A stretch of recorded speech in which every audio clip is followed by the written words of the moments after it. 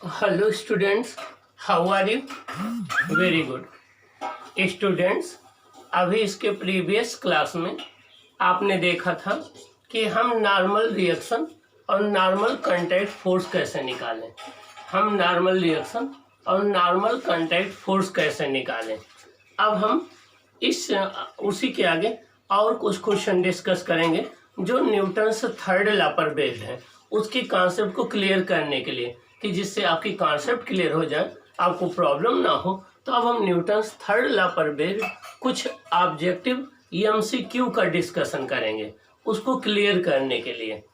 आइए पहले तो आपका आज का क्वेश्चन है MCQ only one option correct.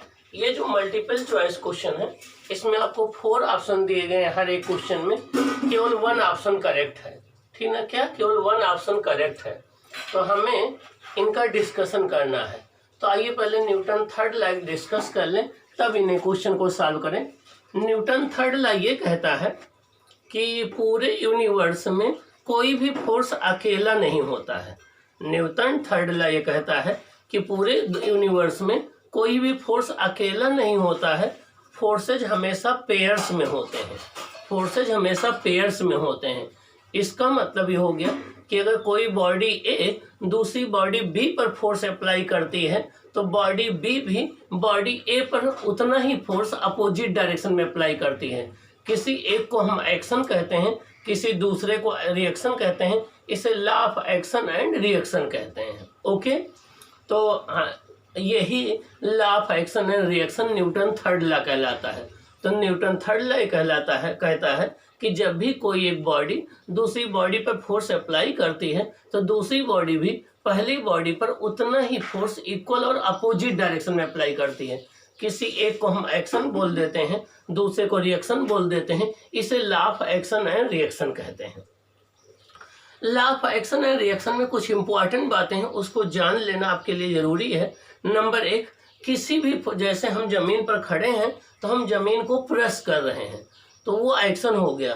तो ग्राउंड हम पर जितना फोर्स अप्लाई कर रही है वो रिएक्शन हो गया।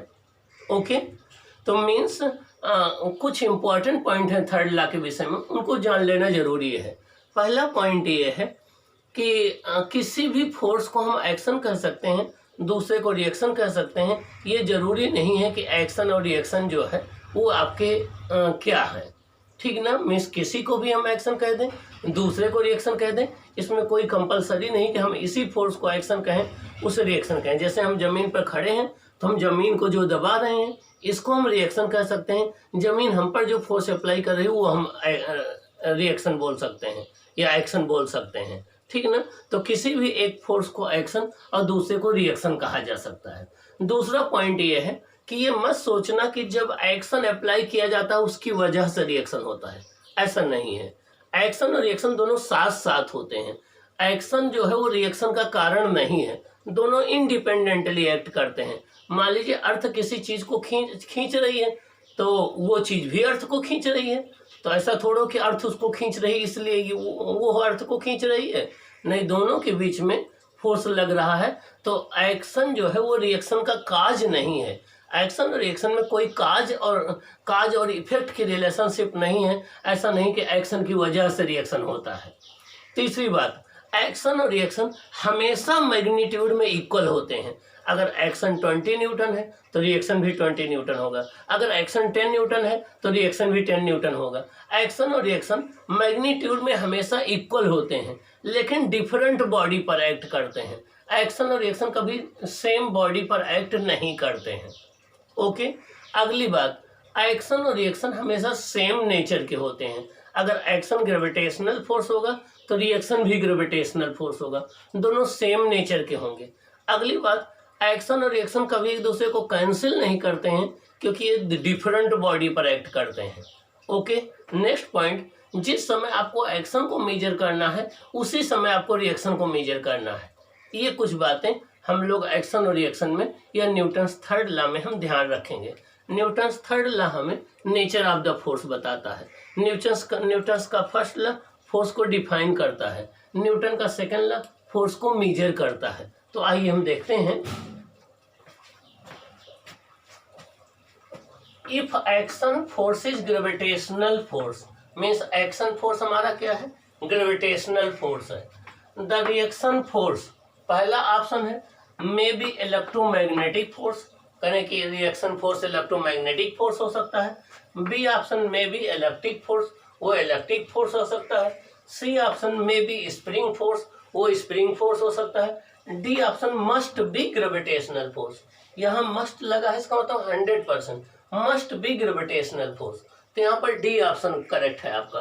अगर एक्शन आपका ग्रेविटेशनल फोर्स है तो रिएक्शन भी ग्रेविटेशनल फोर्स होगा। तो आइए इसका एक्सप्लेनेशन, आंसर नंबर 3 में आपका डी ऑप्शन करेक्ट है। आंसर नंबर 3 में आपका डी ऑप्शन करेक्ट है, इसमें डी ऑप्शन करेक्ट है। इसको एक्सप्लेन किया है, in Newton's third law action and reaction must be of the same nature. Newton's third law में एक्शन और रिएक्शन दोनों सेम नेचर के होने चाहिए। मीन्स अगर एक्शन ग्रेविटेशनल फोर्स है तो रिएक्शन भी ग्रेविटेशनल फोर्स होना चाहिए। अगर एक्शन आपका इलेक्ट्रिक फोर्स है तो रिएक्शन भी इलेक्ट्रिक फोर्स होना चाहिए। अगर एक्शन आपका मैग्नेटिक फोर्स है तो रिएक्शन भी मैग्नेटिक फोर्स होना चाहिए। अगर एक्शन आपका इलेक्ट्रोमैग्नेटिक फोर्स है तो रिएक्शन भी इलेक्ट्रोमैग्नेटिक फोर्स होना चाहिए। तो एक्शन और रिएक्शन दोनों सेम नेचर के होने चाहिए। क्या? सेम नेचर के होने चाहिए। आइए इसको हम ऐसे एक्सप्लेन करते हैं। ये कोई एक टेबल है जिस पर आपने ये बुक रख दिया। अब आपसे कोई पूछे एक्शन और रिएक्शन बताइए, तो ज़्यादातर आप मिस्टेक क्या करते हैं, इसका अगर कोई पूछता है एक्शन और रिएक्शन बताइए तो हम लोग क्या बताने लगते हैं, हम लोग कहते हैं कि ये टेबल है और ये ब्लॉक रखा हुआ है, ये mg कहते हैं, और ये नॉर्मल रिएक्शन हो गया। हम कहते हैं n और mg एक दूसरे के एक्शन और रिएक्शन फोर्स है, और n इक्वल टू mg लिख देते हैं। हम कहते हैं n और mg एक दूसरे का एक्शन रिएक्शन है, और हम लिख देते हैं n इक्वल टू mg। ये रॉन्ग है, ऐसा नहीं लिखना है। अभी हमने बताया नंबर 1 बात, एक्शन और रिएक्शन दोनों सेम बॉडी पर नहीं एक्ट करते हैं। तो यहाँ पर नॉर्मल रिएक्शन फोर्स भी इसी ब्लॉक पर लग रहा है, वेट mg भी इसी ब्लॉक पर लग रहा है, इसलिए ये एक्शन रिएक्शन पेयर नहीं हो सकते। दूसरी बात हमने बताया था एक्शन और रिएक्शन सेम नेचर के होना चाहिए। Normal reaction force contact force होता है, तो ये इलेक्ट्रोमैग्नेटिक फोर्स है, जबकि mg एक ग्रेविटेशनल फोर्स है, तो इसलिए भी ये एक्शन रिएक्शन नहीं है। तो ऐसा न करना, n और mg मैग्नीट्यूड में इक्वल है, लेकिन ये एक्शन रिएक्शन नहीं है। आइए देखें एक्शन रिएक्शन क्या है। ये ब्लॉक m है, इसको ये अर्थ है जो कि इसका पार्ट नहीं है। अर्थ इसको अपनी तरफ पुल कर रही होगी, वही इसका वेट होगा। ये एक्शन हो गया, तो ये अर्थ को अपनी तरफ पुल कर रहा होगा, ये भी mg होगा, ये रिएक्शन हो गया। ये भी ग्रेविटेशनल फोर्स है, ये भी ग्रेविटेशनल फोर्स है, तो एक्शन रिएक्शन ये हो गए। दूसरा, ये ब्लॉक अपने वेट की वजह से इस टेबल को प्रेस कर रहा होगा, ठीक ना, तो ये आपका एक्शन हो गया n।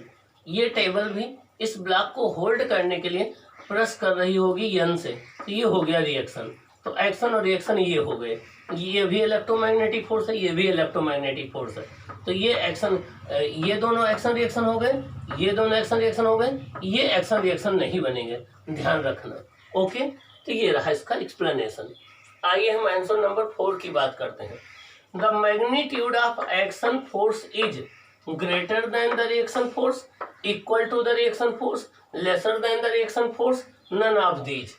तो हमेशा आइए इसका आंसर देखें। Answer number 4, action and reaction force are always equal in magnitude, opposite in direction. Action और रिएक्शन के हमेशा मैग्नीट्यूड सेम होते हैं, डायरेक्शन अपोजिट होती है। मैग्नीट्यूड सेम होते हैं, डायरेक्शन अपोजिट होती है, तो यहाँ पर बी ऑप्शन हो जाएगा, मैग्नीट्यूड सेम होगा, डायरेक्शन इनकी क्या होगी, अपोजिट होगी। अगला है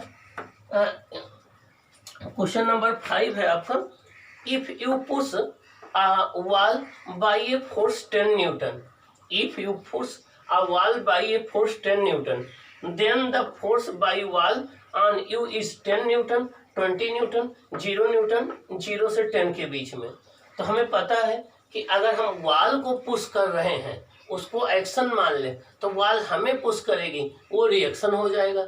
एक्शन रिएक्शन दोनों इक्वल और अपोजिट होते हैं, तो यहाँ पर ये भी 10 न्यूटन आ जाएगा। क्या आ जाएगा? 10 न्यूटन। अगर हम किसी वाल को 10 न्यूटन से पुल कर रहे हैं तो वाल भी हमें 10 न्यूटन से पुश करेगी, क्योंकि एक्शन और रिएक्शन मैग्नीट्यूड में हमेशा इक्वल होते हैं, तो 10 न्यूटन आ जाएगा। Action and reaction are always equal in magnitude and opposite in direction. Action और रिएक्शन दोनों मैग्नीट्यूड में हमेशा इक्वल होते हैं और डायरेक्शन में अपोजिट होते हैं।